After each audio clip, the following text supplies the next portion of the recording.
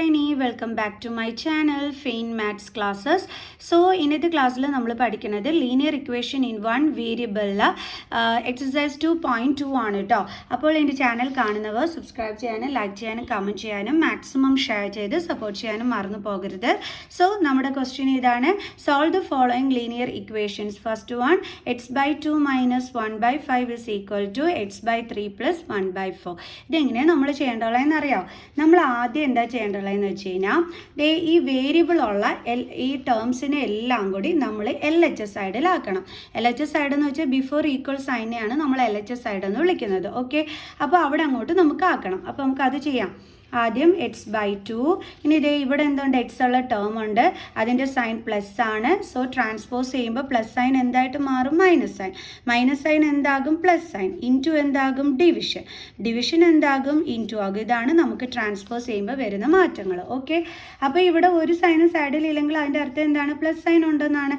അപ്പോൾ അതിനെ ഇങ്ങോട്ട് കൊണ്ടുവരുമ്പോൾ എന്താകും, -x/3 is equal to, ഇനി ഇവിടെ ബാലൻസ് എന്താ ഉള്ളത്, 1/4. അപ്പോൾ ഈ -1/5 നമ്മൾ എന്ത് ചെയ്യും, ദേ ഇപ്പുറത്തോട്ട് ട്രാൻസ്പോസ് ചെയ്യും. അപ്പോൾ ഇവിടെ മൈനസ് സൈൻ എന്താകും, +1/5 ആകും. കണ്ടോ, ഇപ്പം നമ്മൾ വേരിയബിൾസിനെ എല്ലാം ഒരു സൈഡിലും ആക്കി നമ്പേഴ്സിനെ എല്ലാം ആഫ്റ്റർ ഈക്വൽ സൈനും കൊണ്ടുവന്നു. ഓക്കെ, ഇനി ഇത് തമ്മിൽ നമുക്ക് ഡയറക്റ്റ് മൈനസ് ചെയ്യാൻ പറ്റൂല, കാരണം ഡിഫറെൻറ്റ് ഡിനോമിനേറ്റേഴ്സ്. സോ നമ്മൾ എന്ത് കാണണം, LCM. അപ്പോൾ നമുക്ക് എന്ത് കിട്ടും, LCM is equal to 2 × 3 is equal to 6. So 6 ആണ് നമ്മുടെ LCM. അപ്പോൾ ഇതിനെ നമ്മൾ എന്തിലോട്ട് മാറ്റണം, 6ലോട്ട് മാറ്റണം.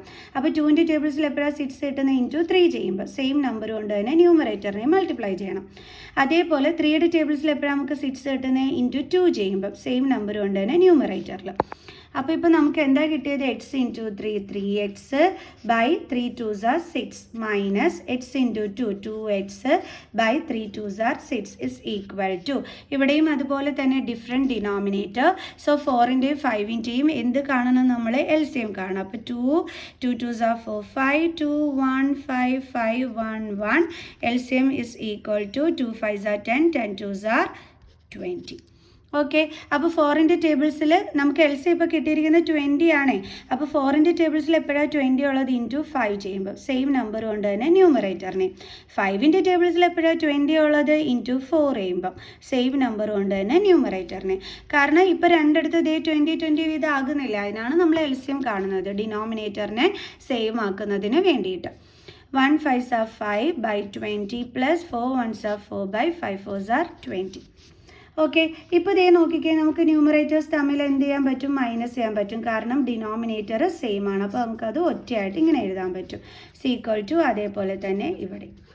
അപ്പം 3 - 2 എത്രയാണ്, 1 എന്ന് എഴുതില്ല, നമ്മൾ x തന്നെ എഴുതത്തുള്ളൂ. അപ്പോൾ x/6 is equal to 5 + 4 9/20.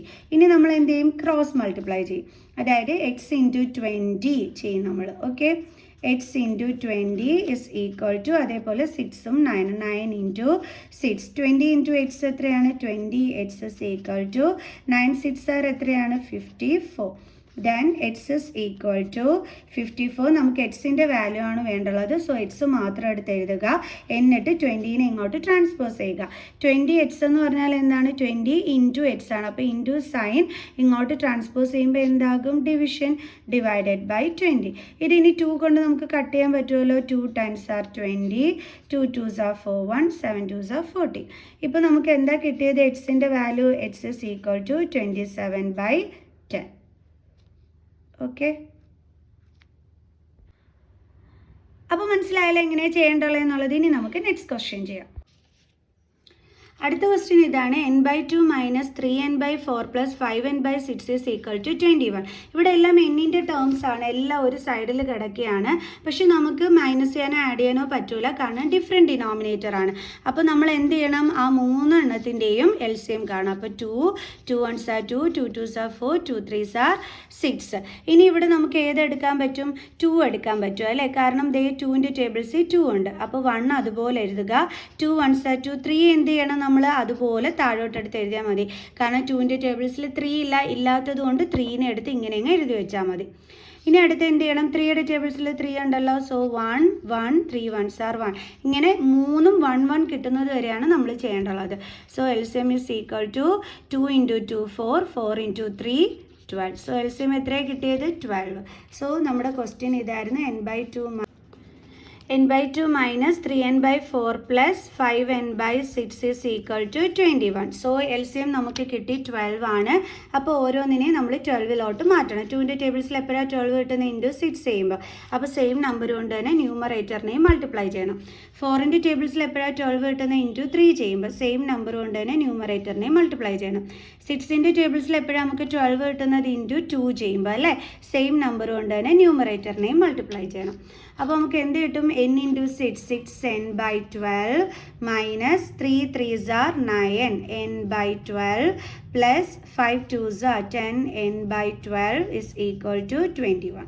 ഇനിയിപ്പോൾ ഇതേ എല്ലായിടത്തും സെയിം ഡിനോമിനേറ്ററായി നമുക്ക് ന്യൂമറേറ്റേഴ്സ് തമ്മിൽ നമുക്ക് എന്ത് ചെയ്യാൻ പറ്റും? മൈനസും പ്ലസും ഒക്കെ നമുക്ക് ചെയ്യാൻ പറ്റും. അപ്പോൾ നമുക്ക് ന്യൂമറേറ്റർ എല്ലാം കൂടി എടുത്ത് ഒരുമിച്ച് എഴുതി ദെൻ ഡിനോമിനേറ്ററും അതുപോലെ എഴുതി is equal to 21.